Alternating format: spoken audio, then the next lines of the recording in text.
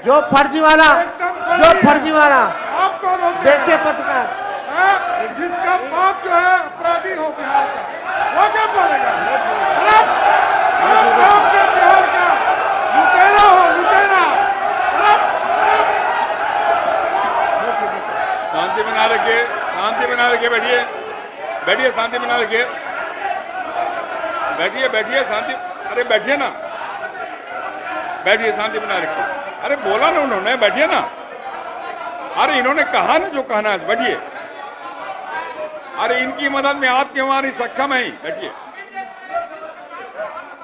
अरे बैठिए ना, बैठ जाइए, बैठ जाइए, बैठिए बैठिए बैठिए।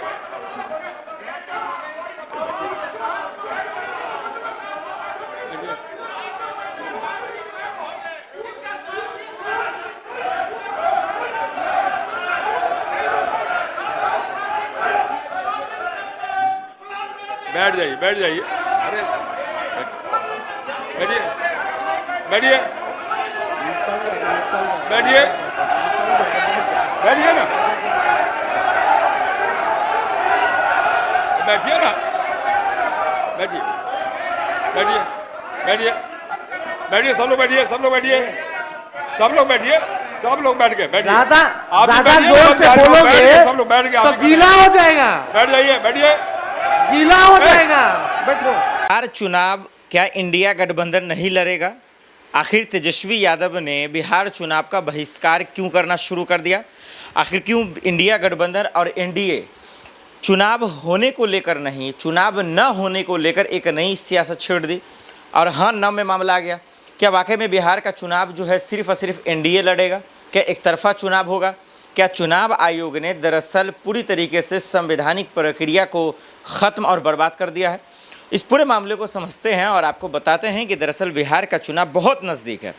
चुनाव के तारीखों का ऐलान होने ही वाला होगा, लेकिन इस बीच में तेजस्वी यादव कल बिहार विधानसभा सदन के अंदर सम्राट और तमाम एनडीए गठबंधन की तरफ के कार्यकर्ता, नेता, सरकार मंत्री को ललकारा उन्होंने, और लताड़ते हुए उन्होंने कहा कि 2003 से पहले के जो वोटर हैं, अगर उन्हीं की सिर्फ मान्यता है, वही सिर्फ देश के नागरिक हैं, फिर इस लिहाज से तो देश के प्रधानमंत्री भी प्रधानमंत्री नहीं रहे, अमित शाह जी भी गृह मंत्री नहीं, फिर ये सरकार तो फर्जी है।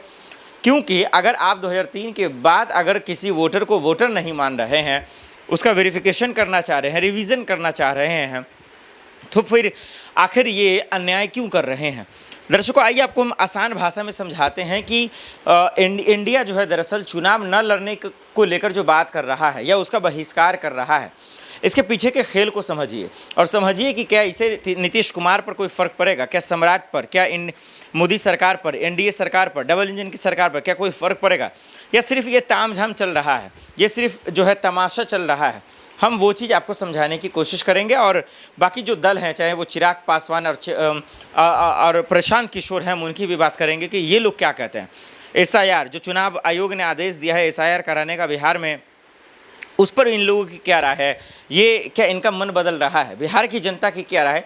वो तमाम चीज़ें आपके सामने रखूँगा। लेकिन सबसे पहले जिस तरीके से बिहार चुनाव ने एसआईआर कराने के आदेश दिए और जो फर्जी फॉर्म भरे जा रहे हैं और वो सबूत भी दे रहे हैं कि बिना इजाज़त के, बिना दस्तखत के, बिना सिग्नेचर के नीट पर जो अपलोड किया जा रहा है फॉर्म को लेकर, वो फर्जी है, वो गलत है, कई लोग मौजूद भी नहीं हैं और उसके बावजूद उनके सिग्नेचर कर दिए जा रहे हैं। इतना ही नहीं, सिर्फ छोड़ दीजिए, मान लेते हैं कि विपक्ष अगर ऐसा कह रहा है तो वो सियासत करता होगा, इसके साथ साथ जो है वो जेडीयू के सांसद भी कह रहे हैं।